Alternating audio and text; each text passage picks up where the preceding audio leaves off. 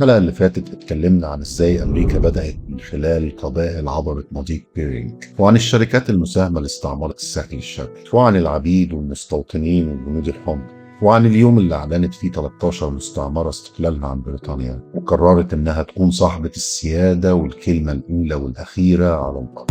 والنهاردة تعالوا نشوف اللي حصل بعد ما انقلب السحر على الساحل.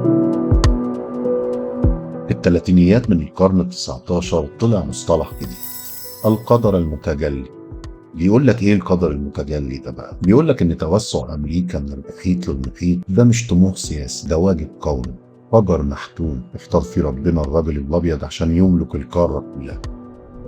طبعا الفكره دي في حد ذاتها هي نظره دونيه لكل راجل مش ابيض. خدها قاعده كده: اي فكره او شعار بيترفع في التاريخ فتش وراه عن المستفيد اقتصاديا. دخل المستوطنين البيض أرض الشريفي، قبيلة من جنود الحمر، ولقوا فيها ذهب. ومن ساعتها تحولت القبيلة دي من جيران للمستوطنين لناس بقى وجودهم على الأرض دي غير مرغوب فيه. في 1830 أصدر الكونجرس الأمريكي قانون ترحيل الجنود، والرئيس أندرو جاكسون وقع عليه.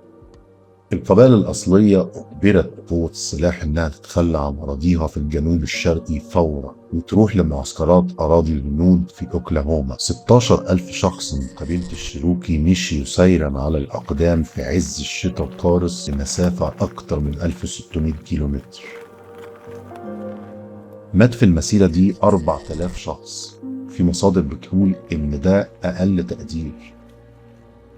وعن المسيرة دي قال أحد شيوخ القبيلة: رأيت أمهات يبكين على أطفالهن الموتى، رأيت آباء عجائز يبكون لأنهم لا يستطيعون مواصلة السير، رأيت المحاربين الأقوياء يبكون لأنهم لا يستطيعون حماية أسرهم. بكيت أنا أيضا، بكيت حتى ظننت أن دموعي جفت، ثم بكيت أكثر. ذلك نسميه المسار الذي بكينا فيه.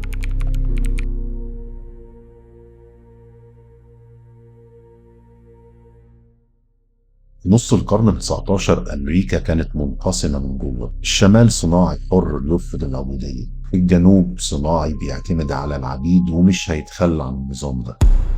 في 1860 أصبح إبراهام لينكولن رئيس، كان ضد العبودية، فانفصلت ولايات الجنوب وأعلنت دولتها الخاصة وقامت الحرب. الحرب الأهلية الأمريكية من 1861 ل 1865 كانت أعنف حرب في تاريخ أمريكا، مات فيها أكثر من 650 ألف جندي من الطرفين. انتهت انتصار الشمال بإعلان تحرير 4 مليون إنسان من العبودية. في 1865 اغتيل لينكولن، الراجل اللي حرر 4 مليون إنسان.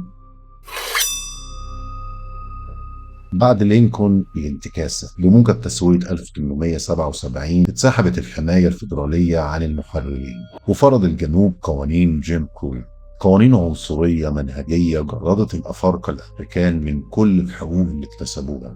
يعني أمريكا لغت العبودية واخترعت نظام تاني بنفس الفكرة بس بطريقة قانونية. باختصار يعني قننوا العبودية.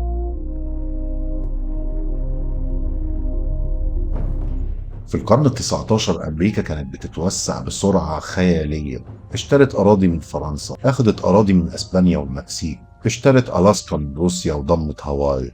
وفي 1870 أصبح اقتصادها الأضخم في العالم.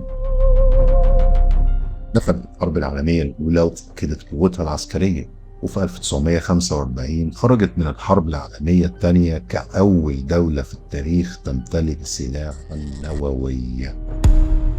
أمريكا بتنفق على جيشها حوالي 50% من الإنفاق العسكري العالمي كل يوم. تخيل أن أمريكا دولة بنت على تناقضات رهيبة. كتبوا كل الناس خلقوا متساويين وهم عندهم عقل، اتكلموا عن الحرية وطردوا شعوب كاملة من أرضها، حرروا 4 مليون إنسان وبعدين نظموا القهر بقوانين جديدة. ده مش استهزاء أو سخرية، ده فهم. لأن أي قوة عظمى في العالم عشان تفهم سلوكها لازم تقرأ صفحات كتابها الأول، حتى لو في سطور مخفية أو في سطور فيها دم، بس لازم تفتش في الأساس اللي قامت عليه. لو وصلت معايا لحد هنا أنا حابب أشكرك، يا ريت تشترك وتفعل الجرس عشان نوصل ل 500 مشترك في أقرب وقت إن شاء الله. نتقابل دايما على خير. سلام عليكم.